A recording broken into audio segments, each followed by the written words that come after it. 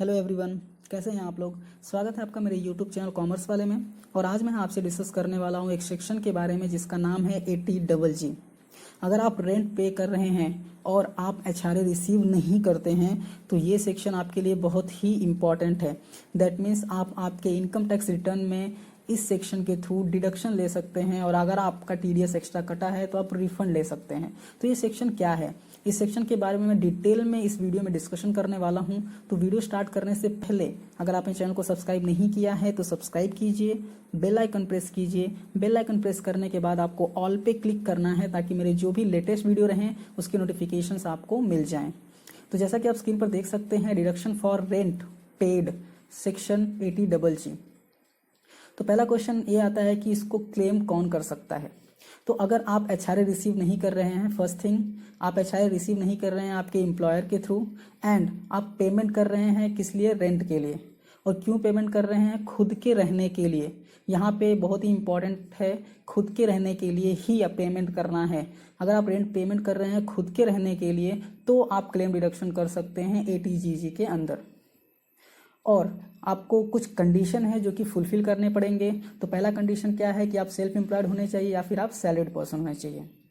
Second, जिस year में आप ATGG का डिडक्शन क्लेम कर रहे हैं उस रिस्पेक्टिव ईयर में आपने HRA रिसीव नहीं किया होना चाहिए। दैट मीन्स अगर आपने उस रिस्पेक्टिव ईयर में HRA रिसीव नहीं किया है तो ही आप ATGG का क्लेम कर सकते हैं। नेक्स्ट, ये बहुत ही इंपॉर्टेंट है।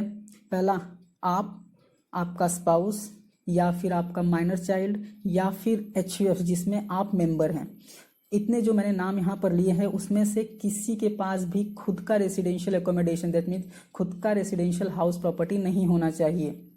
कहाँ पर, उस प्लेस पर जहाँ पे आप रहते हैं या फिर जहाँ पे आप ड्यूटी करते हैं या फिर जहाँ पे आपका एम्प्लॉयमेंट है या फिर जहाँ पे आपका बिजनेस या फिर प्रोफेशन है, वहाँ पे इन सब में से किसी के पास उनका खुद का रेसिडेंशियल एकोमोडेशन नहीं होना चाहिए। नेक्स्ट है, इन केस आप एक रेसिडेंशियल हाउस प्रॉपर्टी ओन करते हैं एट एनी प्लेस, किसी भी प्लेस पे, और उसका डिटेल्स आप शो करते हैं इनकम टैक्स का जो हेड होता है इनकम हाउस प्रॉपर्टी, और उसके कौन से सेक्शन में आप शो करते हैं as a self occupied property, तो आप डिडक्शन ATGG में नहीं ले सकते। तो आपको डिडक्शन अलाउ नहीं है। नेक्स्ट, आप कैलकुलेशन कैसे करेंगे। अगर आप डिडक्शन लेने के लिए एलिजिबल हैं तो आप कैलकुलेट कैसे करेंगे, ATGG में डिडक्शन कैसे लेंगे। तो यहाँ पे जो 3 कंडीशंस दिए हुए हैं उसमें से जो लिस्ट वाला अमाउंट रहेगा वो आपको कंसीडर करना है। पहला कौन सा अमाउंट हो सकता है, पहला rent paid minus 10% of basic salary. That means जितना आपने रेंट पे किया है साल भर में उसमें से लेस करना है 10% ऑफ बेसिक सैलरी, वो आप कंसिडर कर सकते हैं, पहला अमाउंट। सेकेंड अमाउंट है 60,000 per year, that means 5,000 per month के बेसिस पे। एंड थर्ड है 25% of the adjusted gross total income. तो एडजस्टेड ग्रॉस टोटल इनकम क्या होता है, तो पहले आपको ग्रॉस टोटल इनकम कैलकुलेट करना है, उसके बाद उसमें से कुछ ये जो नीचे मैंने यहाँ पर दिए हैं वो सारे अमाउंट्स जो हैं वो एक्सक्लूड करने होंगे। दैट मीन्स वो कंसीडर नहीं करने होंगे। तो पहला है long term capital gain, second है short term capital gain under section 111A and income under section 115A और 115D, और आप deduction under section 80C to 80U। Also income is before making a deduction under section ATGG। That means ATGG का deduction नहीं लेना है, उसके पहले ही आपको इनकम को कंसीडर करना है और 25% उसका लेना है।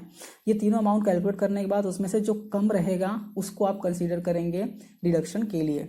मोस्टली बहुत रेयर केस होता है कि कोई और अमाउंट आए, मोस्टली 60,000 पर ईयर ही आता है मोस्टली। ओके, और इसके अभी ATGG में अगर आपको डिडक्शन लेना है तो उसके लिए एक फॉर्म फिल करना होता है, दैट मीन्स एक डिक्लेरेशन देना होता है। इनकम टैक्स के साइट पे आप वो फॉर्म भर सकते हैं जिसका नाम है 10B। तो कैसे भरते हैं वो मैं यहाँ आपको बता देता हूँ। तो मैंने यहाँ पे लॉगिन किया हुआ है इनकम टैक्स का। यहाँ पे आपको जाना है ई फाइल में इनकम टैक्स फॉर्म्स पे क्लिक करना है आपको।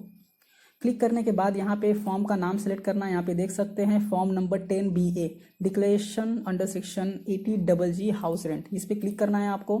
फॉर एग्जांपल मैं लेता हूँ 2021 के लिए आप यहाँ पर कर रहे हैं असेसमेंट ईयर के लिए। फिर यहाँ पे एक ही ऑप्शन रहता है प्रिपेयर करो और आप ऑनलाइन सबमिट कर दो। यहाँ पे आपको करना है कंटिन्यू। कंटिन्यू करने के बाद यहाँ पे आप देख सकते हैं जनरल इंस्ट्रक्शंस यहाँ पे दिए हुए हैं। दैट मीन्स कि आप फॉर्म भरते हुए बैक क्लिक नहीं कर सकते या फिर बैक स्पेस नहीं कर सकते, या अगर ऐसा करेंगे तो आप लॉग आउट हो जाएंगे। नेक्स्ट है आपको जो भी अमाउंट डालना है वो इंडियन रुपीज़ में डालना है। फिर नेक्स्ट है जो ग्रे फील्ड्स होंगे वो ऑटो फील्ड होंगे, वो एडिट नहीं कर सकते आप। एंड नेक्स्ट है आपको सेव ड्राफ्ट फ्रिक्वेंटली करना है। यहाँ पे सेव ड्राफ्ट देख सकते हैं आप, आपको फ्रिक्वेंटली सेव ड्राफ्ट पे क्लिक करना है ताकि अगर आपका नेट चला जाए या फिर कोई इशू हो जाए तो आपका जो ड्राफ्ट है वो सेव रहे। नेक्स्ट है please verify the form before you submit. That means कि आप सबमिट करें इससे पहले आप फॉर्म को वेरीफाई कर लें, जो भी डिटेल आपने वहाँ पे फिल किया है, मतलब जो भी फीड किया है आपने वो प्रॉपरली यहाँ पे एंटर किया है। नोट में क्या दिया है, this form must be filled by an SSC who claims deduction in respect of rent paid. और ये उसी एसएससी ही वही एसएससी भर सकता है जो जिसने रेंट पे किया है और वो डिडक्शन चाहता है। The deduction will be allowed only if the form filled up and field along with the return of income. पहले तो ये फॉर्म आपको भरना है, उसके बाद डिडक्शन तभी अलाउ होगा। पहले ये फॉर्म भरना है, उसके बाद आपको ATGG आपके रिटर्न के इनकम में दिखाना है। The declaration in this form contemplates payment of rent for the accommodation occupied for residential house property only.